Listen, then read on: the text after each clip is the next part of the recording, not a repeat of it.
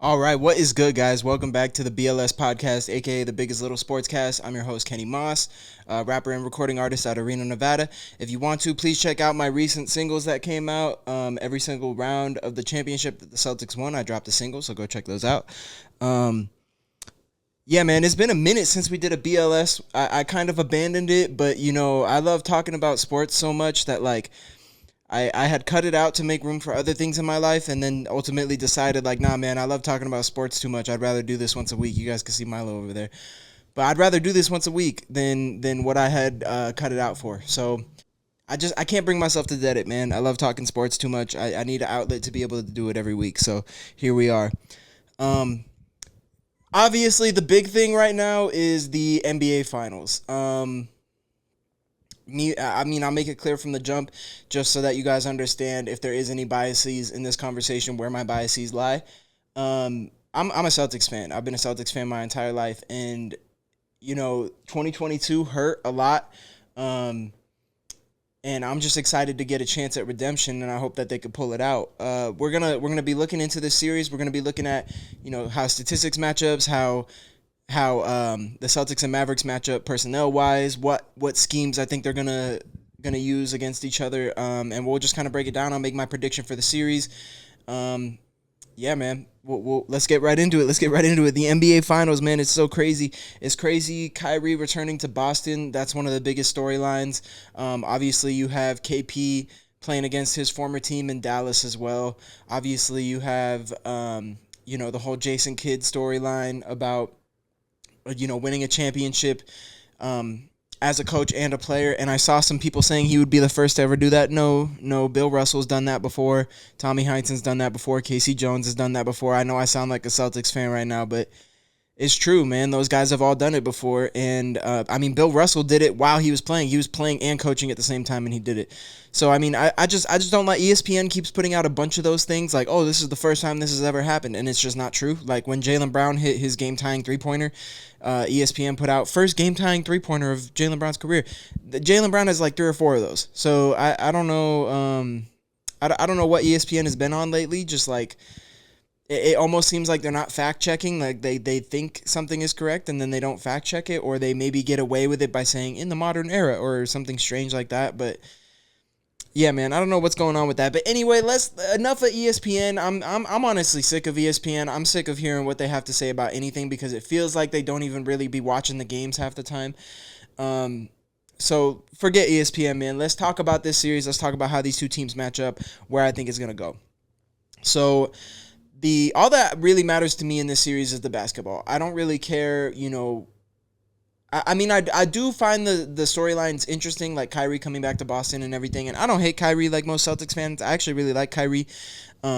He's personally one of my favorite Celtics players that I've watched in my lifetime. Just when he was on the team was a really fun time. And it didn't end the greatest. Wish it could have ended better, but I don't hate Kyrie like most Celtics fans, but most Celtics fans, they do not like Kyrie, and they're going to make it known. I don't know if we'll get Kyrie flipping off the crowd and everything like we have in the past. It seems like Kyrie has kind of moved past that. That's just I don't foresee him having that reaction anymore. I foresee him just staying even keeled, focused, making sure that he hoops. But I'm not too focused on all that storyline narrative, pushing agendas. That's not what I'm here for, man. I'm just here to talk about the basketball. I would love to see my team win. I hope that they could pull it out. But I'm just here for the basketball, man. I think this is going to be great hoops. So let's get into it. Looking statistically how these two teams match up, points per game, Boston, both of them are in the top 10. Boston ranked number 2. Dallas plays with a faster pace typically. Field goal percentage, Boston has a slight advantage. They're tied for 7th in the league. Mavericks sitting at 11th in the league, 48%. Two-point field goal percentage favors Boston, 3-point field goals made favors Boston slightly by about 2 3-point field goals per game. 3-point field goal percentage favors Boston. They're second in the league at 38.8. Dallas, sitting at 36.9, is tied for 13th in the league. Free throw percentage favors Boston, 80%. For Boston, 75.8% for Dallas. Rebounds favors Boston. They are second in the league at 46.3% rebounding. 46.3% rebounds. Dallas is sitting at 21st at 42.9. Now, I know that is one area, I want to stop on rebounding for a second, because that is one area where a lot of people, kind of count the Celtics out. Like, a lot of people are saying, oh, the Mavs are going to dominate the boards in this series. And I understand, because they have Derek Lively and Daniel Gafford, and PJ Washington. Like, these are solid rebounders. Like, I understand why you would potentially think that, just kind of looking on the surface level at the personnel. But when you watch Boston, they mob rebound really, really well. And Tatum is severely underrated as a rebounder. He averages double-digit rebounds in the postseason. I'm pretty sure he's averaging double-digit rebounds for the entirety of the season. Let's see here. He's not. He's averaging 8 rebounds on the season, but double-digit rebounds in the playoffs. So Tatum gets severely underrated as a rebounder. He is the primary rebounder, and I understand that people seeing a wing as a primary rebounder on a team instantly makes them think this is not a good rebounding team. But, I mean, you can look at the numbers. They're second in rebounds on the season. They are a good rebounding team. They mob rebound really well. They box out really well. Guys like Drew and Derek are guards who will grab you rebounds. Jaylen Brown and Jayson Tatum are wings who will grab you rebounds, especially Tatum. Porzingis doesn't grab a lot of them for his size, but he is 7'3" at the end of the day. So I don't see the boards discrepancy being heavily in favor of Dallas like a lot of people do. Do I think Dallas can out-rebound Boston? For sure. Do I think Dallas can out-rebound Boston in a few of these games and maybe it causes them to win those games? Definitely. But to act like Boston's just going to get dominated on the boards, I don't really see. In fact, I kind of see Boston winning the board battles in most of these games. Second in the league in rebounding is no joke, bro. Whether you have a, Rudy Gobert, Jokic, or Embiid, whoever, whether you have one of those guys or not, if you're second in the league in rebounding, you're a good rebounding team. You don't need one of those guys to stamp you as a good rebounding team, in my opinion. We look at assists and assist ratio, slightly favors Boston. Steals, it actually slightly favors Dallas. Other than pace, steals is the only stat category where Dallas ends up getting favored. Boston is favored in every other stat category. Turnovers, Boston is first in the league with 11.3 turnovers. First in the league for least amount of turnovers, not first in the league for most amount of turnovers. Dallas averages about 12.1. They're seventh in the league. True shooting percentage, Boston is first in the league with 60.9%, which is really, really good. 56.2% for Dallas. They are 59.2% on true shooting percentage. That's ninth for Dallas. Effective field goal percentage favors Boston as well. They're tied for first. Dallas tied for seventh. Offensive rating favors Boston. They are first. 118 for Dallas, which is 10th. Defensive rating favors Boston. They're third in defensive rating. Dallas is they're tied for 16th. And then this little stat here, Pythagorean wins. Boston is first in Pythagorean wins, and by 20 over Dallas, who has 46 of them. Boston has 66 of them. So that is kind of the stat breakdown. After the stat breakdown, the initial thought is, okay, Boston should be heavy favorites, right? And then, you look at the sports books. The sports books have Boston at like minus 200 and something to win the series. So the sports books think Boston is heavy favorites. The stats show that Boston should be heavy favorites. But then I even want to look at the little formula thing that ESPN be doing and what they say. So ESPN has Boston at 65% favorites as well. So it looks like Boston should be the favorites by every single metric, right?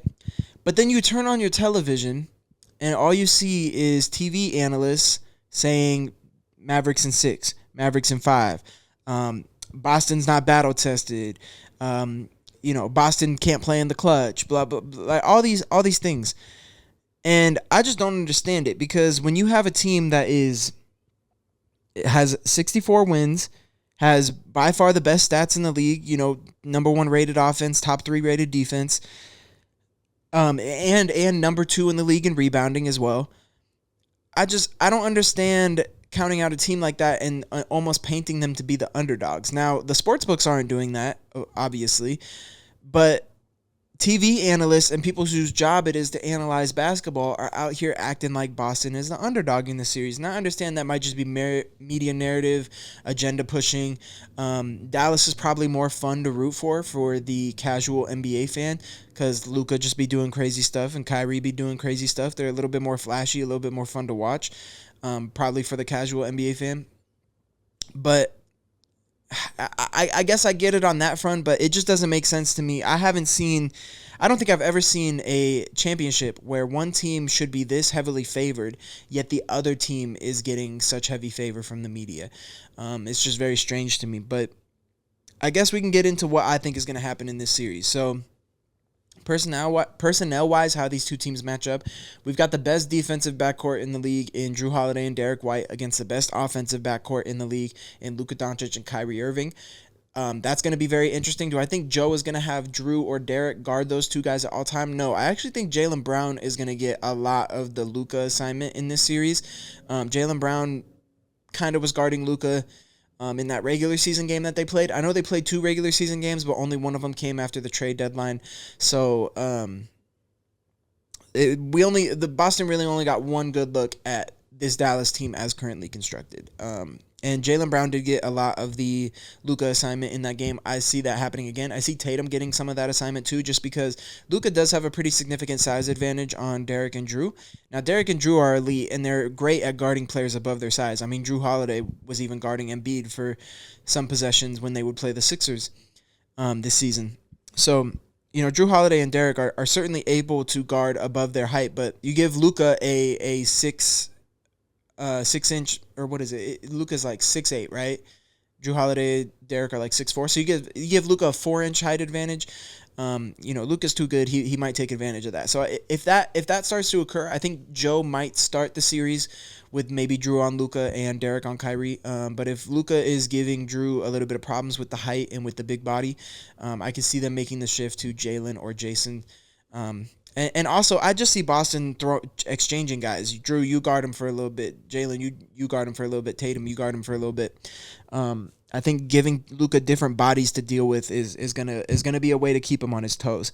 There's no way to stop Luka Doncic, but the idea is that you can manage him and make sure that the ways he's killing you are the ways you want him to kill you. You don't want him to be getting whatever he wants anytime he wants it, which is what he did in that Minnesota series. Now, I have a lot of people were saying, well, look what Luka did to the number 1 defense in the league in Minnesota. Like, Boston is the 2nd-ranked defense in the league. What's he going to do to them?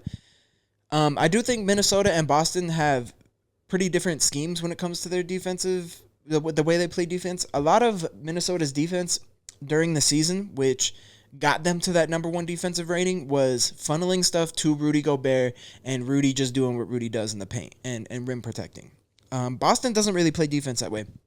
Boston does have, guys who can rim protect, like Porzingis can rim protect, Al Horford can rim protect. Like they have big men back there that you could funnel guys to if you wanted to, but it's not really the best decision. Boston earned their 2nd-ranked defense in the league by just elite one-on-one defense and great rotations and great help defense. And that's not to say that Minnesota didn't have good rotations. Not to say that Minnesota, doesn't have good help IQ or any of those things, but it's just Minnesota relied so heavily on Rudy rim protecting to be what made their defense elite that if Luka can switch Rudy onto him and pull Rudy out of the paint, it fucks up everything that Minnesota is trying to do defensively, because 1, Rudy's going to get cooked by Luka. He just doesn't have the foot speed to keep up with Luka on the perimeter. And 2, if Rudy's not in the paint, it's tough. Dallas can get in there and get whatever they want with whoever they want because Rudy's not there to stop it. And Boston is just a little bit different. Boston isn't that heavily reliant on a rim protector. Boston, in my opinion, Boston fights over screens much better than Minnesota does. Boston has much better individual one-on-one defenders. That's not to say Minnesota has slouch defenders. Jaden McDaniels is obviously incredible. Anthony Edwards is obviously great on the defensive end as well. Cat held his own throughout different times in this postseason. But I would bear, like I said, Jrue and Derek are the best defensive backcourt in the league. Jaylen Brown and Jayson Tatum, you could make a case that both of them should have been all defensive team this year, especially Jaylen Brown.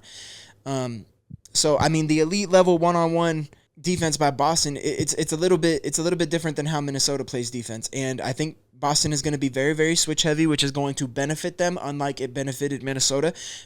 Being switch heavy for Minnesota really hurt Minnesota because it allowed Luka to get whoever he wants. Now, Luka is going to hunt people on Boston, too. I could see Luka hunting Horford or Porzingis. I could see Luka hunting the big man in Boston, too. But I don't see it being, as big of a problem considering the amount of elite one-on-one defenders that Boston has. And should Luka get a switch that he wants and beat a guy to the rim, I have faith in Boston's help defense ability and faith in their rotations. I just think the way Boston plays defense is a little bit more sound than the way Minnesota played defense, because they're not so heavily reliant on one person to carry that defensive end of the floor.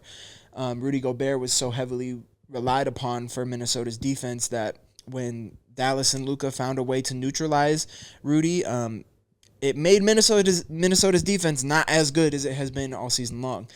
And then also, just Luka and Kyrie, they're just going to make your defense not look as good anyway. But that's where I stand on it. That's why I don't think that, it's going to be a dominating fashion in the same way that it was with Minnesota. Like people saying Dallas in 5 just because they saw, like I see people's thought process of being, if they took out the number 1 defense in 5, why wouldn't they take out the number 2 defense in 5? I don't think it's the same thing, man. I think the defensive identity of Boston is very different from the defensive identity of Minnesota. And I think it's a defensive identity that matches up better with what Dallas does than what Minnesota's defensive identity was. That's where I stand on that. I already talked about the rebounding and how I don't think the rebounding is as lopsided in favor of Dallas as a lot of people that I'm seeing on the internet or on TV say. And I guess we can get into so we talked about defensively what Boston would do against Dallas. Let's talk about offensively what I think, what offensively Boston would do against Dallas and what defensively Dallas would do against Boston. Now, the other thing about Boston, real quick before we move on from how Boston matches up with Dallas on the defensive end. Dallas has shown comfort, or not Dallas, Boston has shown comfort with, allowing the others to beat them. So I think Derrick Jones Jr. is going to get a lot of open looks. I think PJ Washington is going to get a lot of open looks. I think Boston's primary focus is going to be, let's not allow Kyrie to beat us, let's not allow Luka to beat us, and let's not allow the pick and roll with Lively and Gafford to beat us, because Lively and Gafford can get a lot of looks at that rim because that pick and roll with Luka is so deadly. So I think that is their primary concern. I think as a result, guys like PJ Washington, Derrick Jones Jr., Maxi Kleba, like those guys, they're going to get these open looks. Jaden Hardy, they're going to get these open looks that are going to be maybe almost a little bit too open, because Boston is like, this is what we would prefer you guys to be taking. I think that's another approach that Boston is going to take. So I wanted to mention that real quick. But let's talk about the other end of the floor, how things are going to match up. So, Luka, you're not going to be able to hide him in this series in the same way you could against Minnesota. In Minnesota, Jaden McDaniels is a good player, but, you can kind of put Luka on Jaden and have Jaden sit in the corner with Luka on him. Or, you can kind of put Kyrie on Mike Conley, and even though Mike Conley's really good, like, that's a matchup that Kyrie can handle.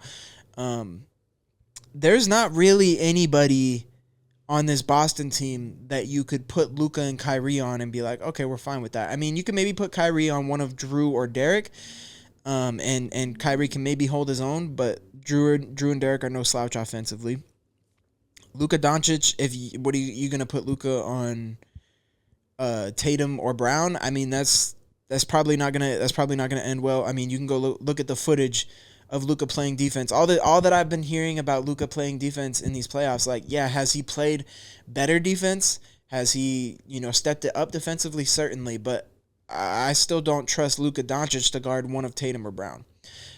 So what are you going to do? Are you going to hide Luka on Porzingis? Like Luka's a sturdy dude, but Porzingis is going to take advantage of that mismatch. So it's a big question mark for me where Jason Kidd is going to put Luka on every possession, who Jason Kidd is going to put Luka on every possession, and then Kyrie as well. I do have a little bit more faith in Kyrie's defensive matchup because I think he's going to be matched up with the 2 smaller guards, and Kyrie has been pretty solid defensively this season, especially in the playoffs. So I don't worry too much about that. Now, if Kyrie gets switched on to Tatum or Brown, especially Brown is going to, but the way Jalen gets in physical in the paint and posts up smaller guards whenever he gets that kind of mismatch, he's going to do that same thing to Kyrie, and it's going to be a problem for Dallas. So keep Kyrie on the 2 guards. Would be my plan. I don't know what Jason Kidd is going to do, but that would be my plan. And I don't know what you do with Luka. As far as so another thing that helped Dallas a bunch defensively in that Minnesota series was if they had Rudy on the floor, Lively or Gafford, whoever was guarding Rudy, could basically just play free safety because you don't have to guard Rudy on the perimeter at all. Boston is not like that. Everybody can shoot. If Porzingis is hurt, Horford can still shoot. Xavier Tillman can still hit it from out there. Luke Cornett doesn't really hit it from out there, but he gives you the illusion that he could, and he kind of can. But you can leave Luke Cornett. Luke Cornett is the one guy where I feel like Dallas might do that with. But Horford and KP, you can't do it with. So that's going to be pulling Lively and Gafford and whoever is normally playing free safety out of the paint. So it's like, and you want those guys playing free safety and rim protecting. Like that is what has been the recipe for success for your defense this entire season. So, what is Dallas going to do? Who do you put Lively and Gafford on? I saw some people saying Drew Holiday. Maybe you put him on Drew and allow them to roam and just hope that Drew doesn't hit shots. Now, of Tatum, Brown, Porzingis, Derek, and Drew is the one that you would have the least faith in to be able to hit those threes. But at the same time, Drew Holiday is not a slouch. And it's going to be tough. If he's the guy that you're picking to leave open, you give him enough shots, he's going to get hot too. So it's tough. Defensively, it's going to be a tough matchup for Dallas. Yeah, man, I'm going to be honest, and it's going to sound biased, and I don't really care. There obviously, of course, is some bias involved in this. I'm a Celtics fan. I've been waiting since I was 8 years old, 7 years old, really, to see them win a championship. So obviously there is some bias in this, but my official pick, bro, when I look at the stats and I see that that Boston is favored in every single stat category except for pace and steals, when I look at the personnel and how they match up offensively and defensively, I just see there's going to be more. Like, obviously, there's going to be a struggle for Boston defensively just because Luka is Luka, but I see them more equipped to handle Luka than Minnesota maybe was, even though Minnesota had the higher ranked defense this year, just based on their defensive identity. And then when I look at the other end of the floor, I see a lot of problems with how Dallas is going to guard Boston. And just when I take all of that into consideration, it might be a little bit too short of a series, but I'm going to take Boston in 5. I think it could go 6. I think it could even go 7 if Dallas really, really plays out of their mind, if we get some crazy games from Luka and Kyrie. But just trying to look at everything, man, I'm going to go Boston in 5. Boston in 5 is going to be my official prediction. And, we can even look at the line movement for the game. And even the line movement for the game, even the line movement can be pretty telling here. If we look at game 1, the line opened at +6. And 73% of the money went on Dallas +6. Yet the line still moved in favor of Boston to -6.5. So all the money is on Dallas, but the line is moving as if the money's on Boston. That tells me the smart dudes who do this professionally, who are betting, a bunch of money on these games, those guys are taking Boston while the general public is taking Dallas. And if you ask me, I'm taking the pros over the general public, bro. So give me Boston in 5. That's going to be my official prediction. That's how I think these two teams match up on the court.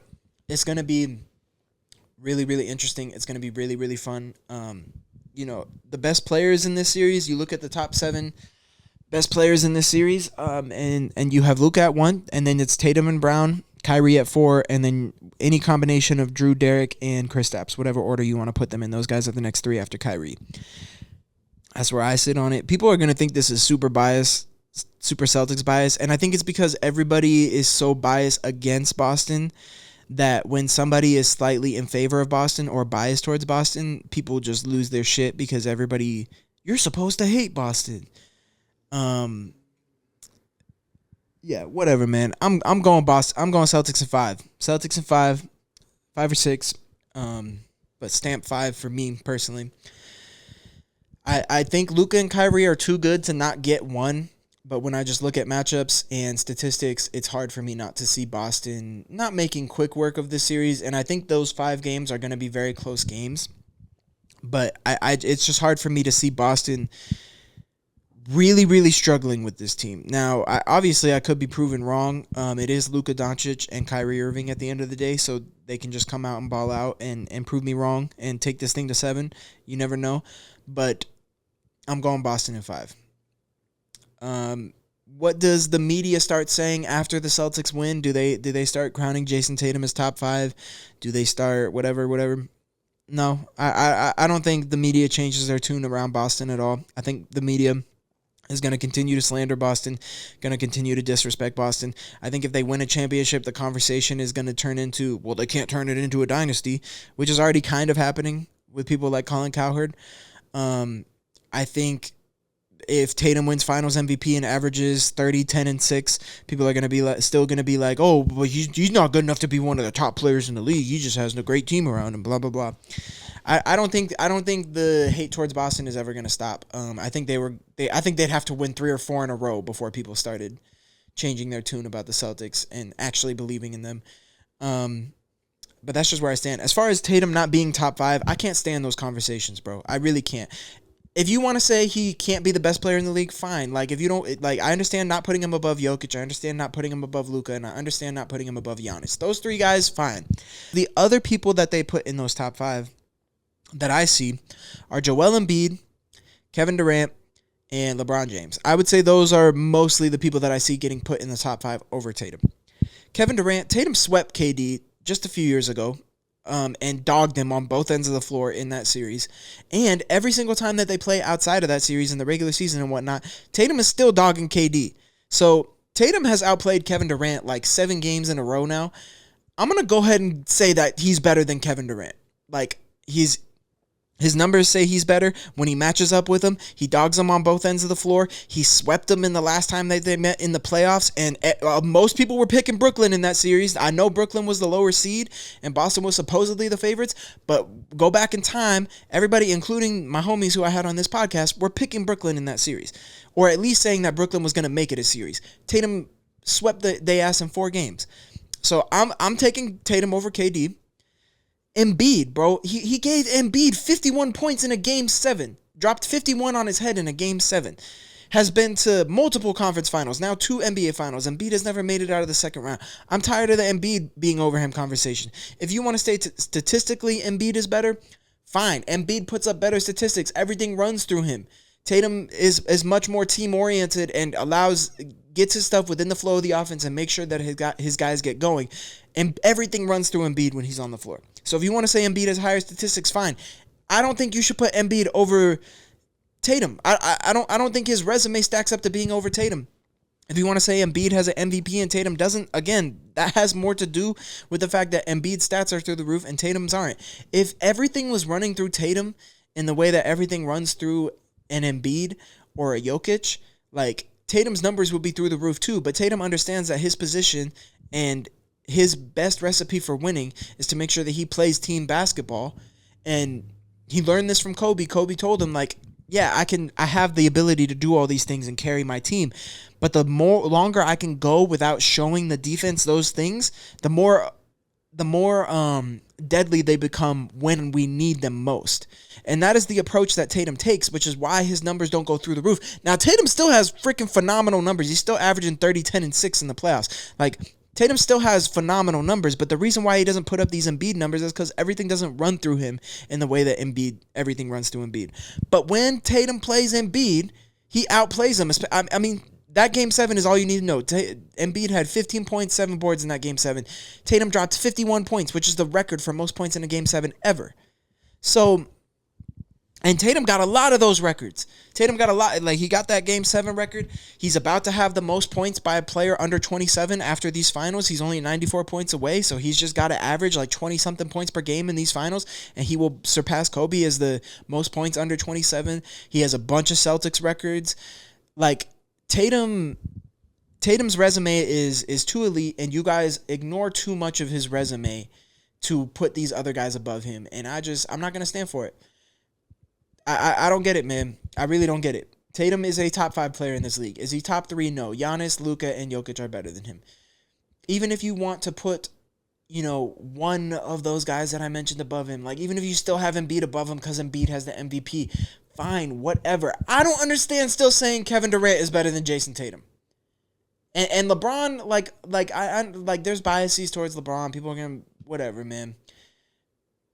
And LeBron is still elite. Like, I can understand being like, oh, in a game 7, like, I still would want LeBron over Tatum. Like, fine, I'll give you that. But I guess it's a Kevin Durant shit. I really don't understand people putting Kevin Durant in their top 5 players and Tatum isn't there.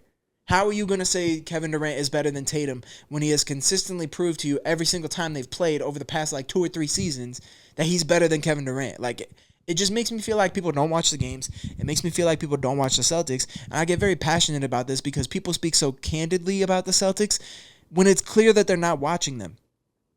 Like, I keep seeing people on TV talk about the Celtics ball movement and talk about how their offense is stagnant.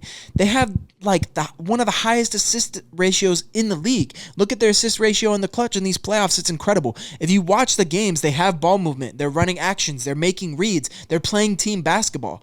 But people watched the Celtics from 2, 3, 4 years ago and saw stagnant ball movement because Tatum and Brown were so young. They were still trying to be the guy. Like, they hadn't learned how to play full-on team basketball quite yet. And people have that Tatum and that Brown and that Celtics team in their mind and completely disregard the fact that this is a completely different Celtics team. Tatum and Brown are much better players, much more matured players, much smarter players, much more skilled players, much bigger and stronger players than they ever were before this season. Kristaps Porzingis opens up so much for this offense and turns this offense into a totally different thing than we've ever seen in any of these previous Celtics teams. Drew Holiday is like having Marcus Smart if Marcus Smart was more well-respected by the rest of the league, right? Like, Drew Holiday is, I hate to say it because I love Marcus, but Drew Holiday is like a better version of Marcus Smart. He's like a Marcus Smart 2.0. This Derek White is better than he's ever been. This is not the same Celtics team as previously, and it makes me feel like people don't watch the Celtics. And I don't understand how, and for a casual fan to not watch the Celtics, fine. Maybe you don't like them, you don't care to watch them.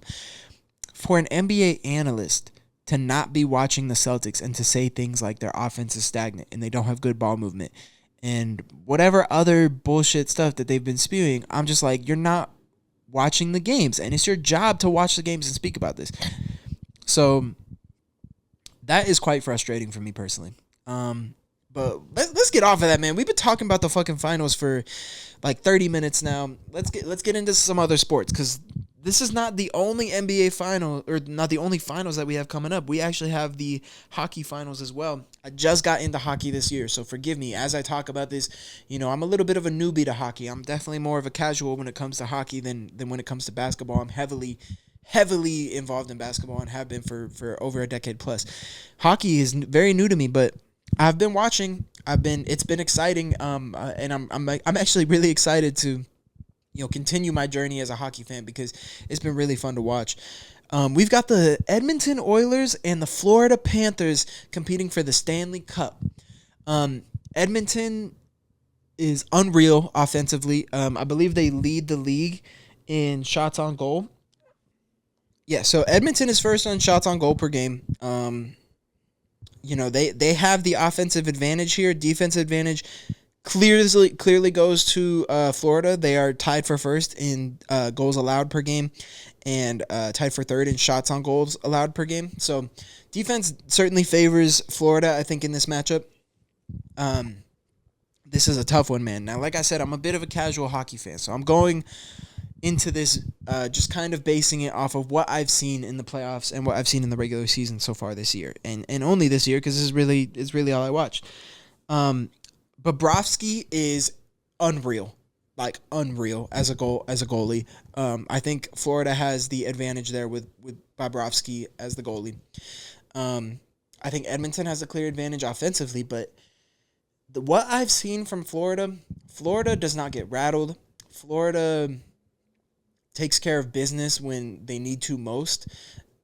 I don't know how much clutch gets considered in hockey, but if I was going to give any team like a clutch like moniker, if I was going to label any team as clutch, it would be Florida, man, just from what I've seen from them this year. I mean, they were down 2-0 against New York and came out and took care of that series. They were, you know, even if you go back to last year, the way they beat Boston last year and then they beat Boston again this year, I gotta go Florida, man.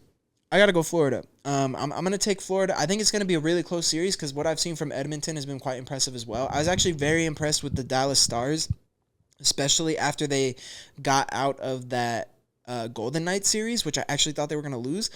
I was very impressed with the Dallas Stars throughout their whole run, and then they ran into Edmonton, and Edmonton kind of just took care of business for them. Now, Dallas did make it a 1-goal game late in that game last night, but Edmonton, for the most part, kind of took care of business against Dallas, even though it was a 6-game series.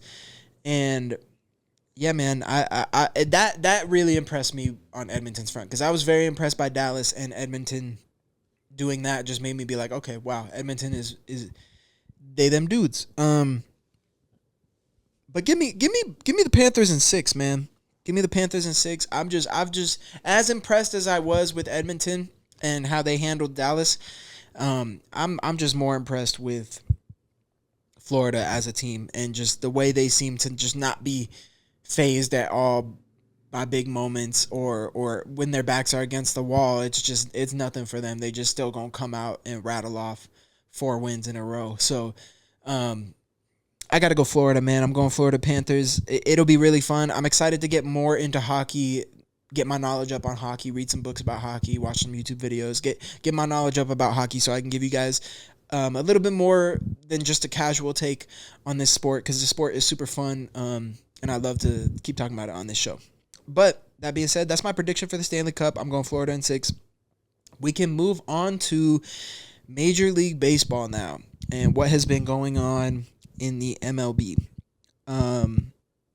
So baseball has been really, really fun this year. I've really enjoyed it.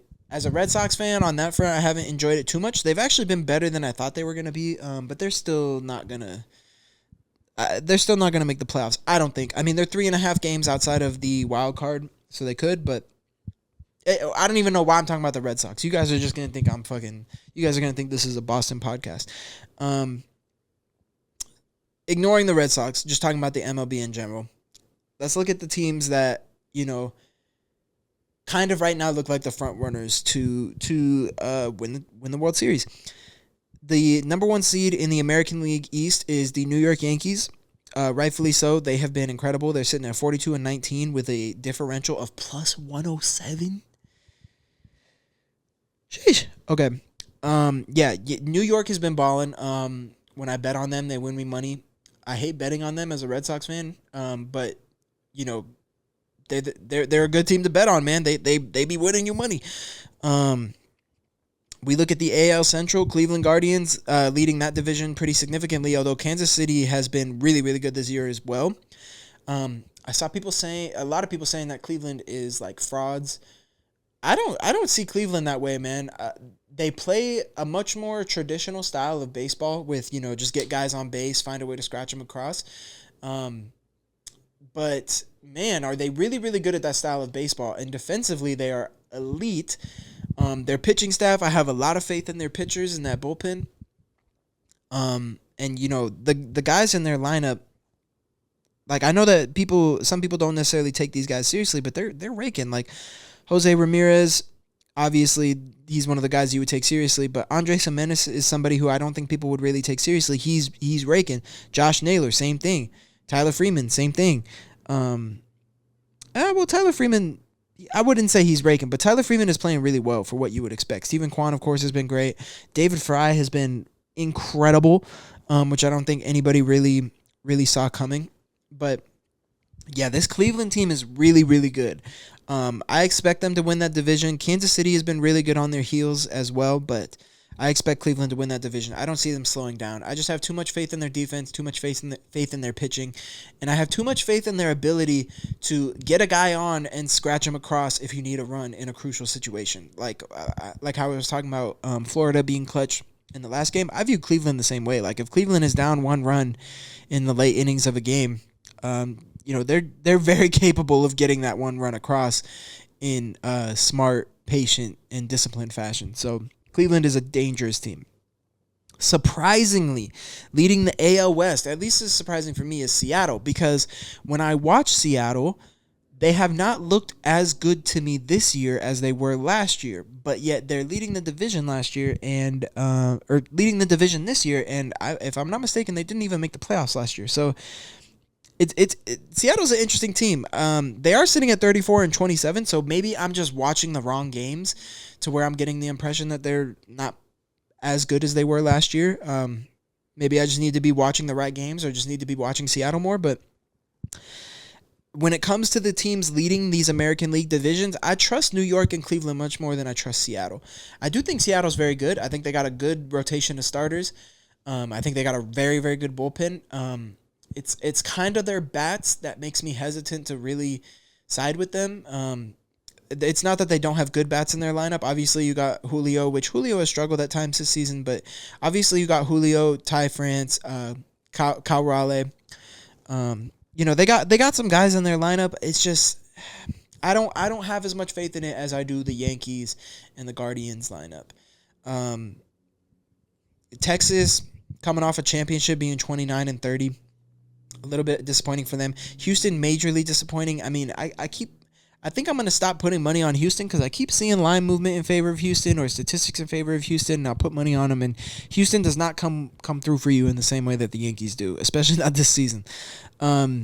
So Houston, definitely a disappointing season from them. The AL West is kind of interesting. It's looking like Seattle can take it, but I would not be surprised if somebody like Texas just went on an absurd run and kind of stole it from Seattle at the very end there. Yeah, man, that's kind of the breakdown of the American League. And shit, even if you look at the differential for Seattle compared to these other two teams leading the division, Cleveland is plus 78 in differential. New York is plus 107 in differential. Seattle's only plus 7 in differential. So as far as the American League East, leaders, I certainly see Cleveland and New York as real threats to win the World Series. I don't think I really see Seattle that way. I don't think somebody out of the AL West is going to be winning the World Series this time around. Whereas there's a couple teams in the AL East that I could see winning it in New York and Baltimore, and I could see Cleveland winning it, and I could maybe see Kansas City making a run for it. But the AL West, I don't have much faith in this season. Perhaps, like I said, Texas could turn it around and make me look stupid for counting them out. But just right now, they have not looked too great. We can move on to the National League. Philadelphia Phillies leading the way there in the NL East with the Atlanta Braves 6.5 games behind them. Phillies, I think, right now are the favorites to come out of the NL. And I understand it, man. Pitching staff is not the best in the league, but it is really, really, really, really good. Defensively, they are not the best in the league, but they're really, really good defensively. And then you look at their lineup, who wants to pitch to that, bro? The batters in this Phillies lineup are absurd. You got Bryce Harper, Schwarber, Bohm, Castellanos, Realmuto, Stott, Marsh. Even Rojas is batting pretty well. Trey Turner, when he's there. Whit Merrifield is a really good contact guy. Sosa has been really, really good. I think he's batting 300 this season. So Cody Clemens has kind of come out of nowhere and put together a pretty solid season at the plate as well. So that Phillies lineup, man, you do not want to see them. I think them being favorites to come out of the NL is I have no issues. I can't really poke holes in that team, man. I think that team is really, really good. You can say the same thing about the other people or the other team that is kind of battling in that NL East with them. I say battling, they're 6.5 games behind, but the Atlanta Braves, it's hard to poke holes in the Atlanta Braves. They have not looked together as one. They haven't looked like they've been clicking yet, and they're still winning games. They're still a really, really, really good team in this league, and a team that is still a threat to come out of the National League as a wild card. So, similar things can be said about the Braves and Phillies, man. There's not much you can poke holes in. The difference is it looks like Philly's clicking and it looks like Atlanta's not clicking. But if Atlanta's not clicking and they're still 33-24, what is it going to look like when they are clicking? So, yeah, man, really interesting in the NL East there.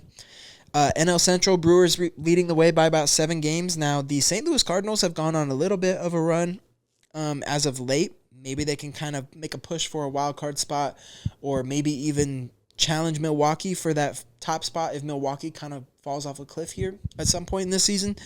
But the Brewers are really, really good. Great rotation, great defensively, and their bats have been. I'm not gonna lie to you. I didn't expect their bats to be this deadly. Their bats have been super, super deadly this season. So, like Contreras, Adames, Terang, Sal Frelick, Joey Ortiz has been doing really well. Yelly, obviously. I didn't expect their lineup to be as deadly as it's been, but they have been really good with the bat. So I expect Milwaukee to kind of hold their spot and take that NL Central. I really like what I've been seeing from them. And looking at the NL West, we've got the Los Angeles Dodgers pretty significantly in that top spot, 6.5 games ahead of the Padres. And the Padres have actually impressed me a little bit this year. They've been better than I thought they were going to be. And somebody in the NL West who has actually been disappointing is the Diamondbacks. You're coming off of a World Series appearance and really just not playing well. I mean, the bats, their differential is quite literally zero. So they are quite literally just as middle of the road, as meh as you could possibly be. That's what the Arizona Diamondbacks have been this year. Like, they've got a lot of the same guys at the end of that bullpen to come in late games. They've got a lot of the same guys in that starting rotation. And they got a lot of the same guys in that batting lineup. But it is just not translating to the same success that they had last year. So, yeah, pretty disappointing for Arizona. The Dodgers are another team that obviously you can't count out to win the championship. That lineup is absurd. The pitching staff is really good as well. The Dodgers are stacked everywhere. It's just like Philly, just like Atlanta. There's not really things that you can poke or anywhere to poke holes in this team. So yeah, I think the Dodgers are going to win NL West. Nothing new there. I think Milwaukee's going to win the Central. I think Philly's going to take the NL East. So at this point in time, something I kind of want to discuss is what would I say are my top 5 teams in baseball? Like, what are my top 5 power rankings in baseball? I guess who do I think is most apt to win the World Series this year? I guess would be the real question. My number one pick, who I think is still most likely to win the World Series, I have to go with the Dodgers. I have to go with the Dodgers just because to have Mookie, Shohei, and Freddie as the first 3 guys in your lineup, I don't think any other team has a first 3 guys that are that good. And that goes a long way. And like I said, they're no slouch when it comes to the pitching or fielding either. And maybe it's the star powers, maybe it's the big names, but I'm still going the LA Dodgers as my personal favorite to win the championship this year. At number 2, and it pains me to say, but I'm going to go with the New York Yankees at my number 2 in my power rankings right now. Similarly, like when you have guys like Soto and Judge, it's like that's really, really tough to deal with. I've been very impressed with New York's pitching and defense this season as well. I've been very impressed with the other guys who aren't stars and how they've been batting in the lineup. The Yankees look very different from the team that they were last year. And I don't like saying it, but I'm gonna put them at number 2. At number 3, I'm going to go. This is where I'm going to put the Phillies. And Phillies and Yankees are a little bit interchangeable to me. I think even though Phillies pitching is good, I've seen those end of the bullpen guys, those late game guys come in and just not perform quite as well as like I would hope that they would.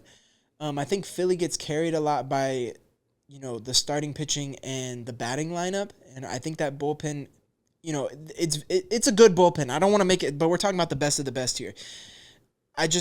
Sometimes I don't have complete faith in that Philly bullpen. I think that was the thing that ultimately made me have them at 3 instead of at 1 or 2 here.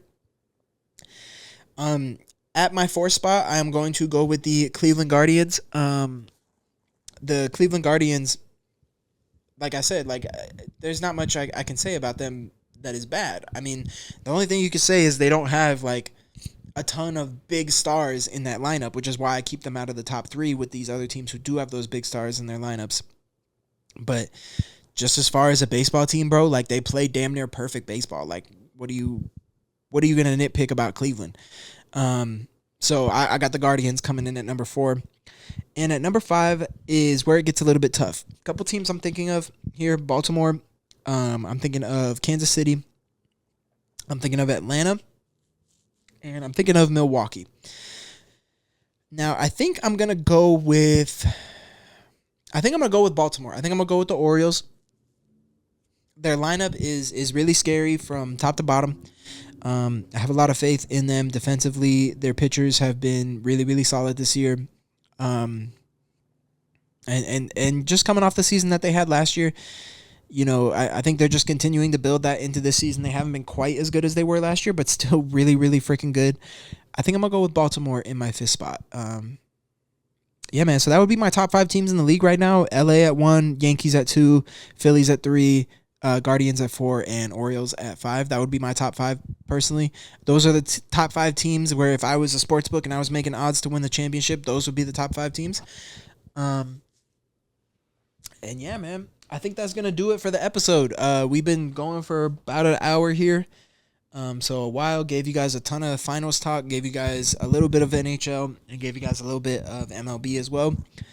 Thank you guys for listening. If you made it this far, I'll do some plugs real quick. I've got a mixtape titled Legacy dropping when the Celtics win the finals. If the Celtics win the finals. If they don't win the finals, I'm still going to drop the tape. Win or lose, it's coming out. But it's basically just a meditation. The way I described it is it's a meditation on legacy and what legacy means, and it's an ode to what are the 10 most important Celtics players to me. So yeah, man.